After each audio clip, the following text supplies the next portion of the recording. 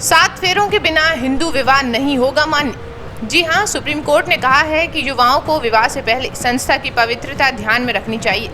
अदालत ने कहा है कि हिंदू विवाह एक संस्कार है जिसकी अपनी एक पवित्रता है। सुप्रीम कोर्ट के मुताबिक शादी कोई नाच गाने और खाने पीने का आयोजन नहीं है। अदालत ने यह भी कहा कि सिर्फ रजिस्ट्रेशन कराने से शादी वैध नहीं हो जाती है। विवाह पूर्ण होने के लिए सभी रिवाजों का पालन करना आवश्यक है। जस्टिस बीवी नागरत्ना और जस्टिस ऑगस्टीन जॉर्ज मशीह की बेंच ने यह कहा है कि सभी जोड़ों को हिंदू विवाह अधिनियम 1955 की धारा 7 में बताए गए प्रचलित रीति रिवाजों और समारोह में सहभागिता सुनिश्चित करनी चाहिए। वर और वधू सभी रीति रिवाज पूरे करें, ये शादी कराने वाले पुजारी का भी दायित्व है।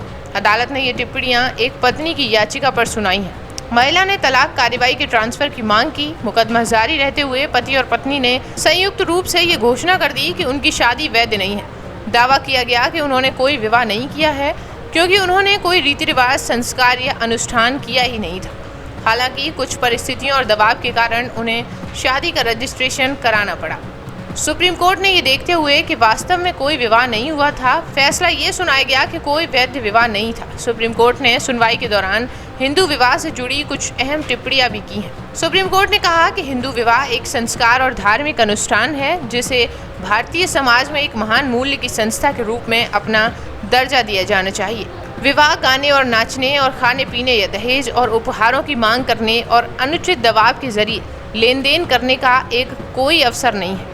विवाह कोई व्यावसायिक लेन देन नहीं है, ये एक पवित्र आधारभूत समारोह है। सुप्रीम कोर्ट ने उन मामलों का भी जिक्र किया जहां जोड़ों ने अपनी शादी को व्यावहारिक कारणों की वजह से हिंदू विवाह अधिनियम की धारा 8 के तहत रजिस्टर कराया था, जबकि असल में शादी संपन्न हुई नहीं थी।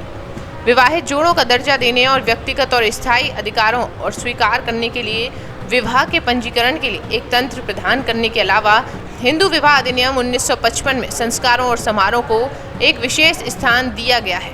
हिंदू विवाह अधिनियम 1955 की धारा 7 के तहत रीति रिवाजों और समारोह का ईमानदारी से संचालन और भागीदारी सभी विवाहित जोड़ों और समारोह कराने वाले पुजारियों द्वारा सुनिश्चित की जानी चाहिए।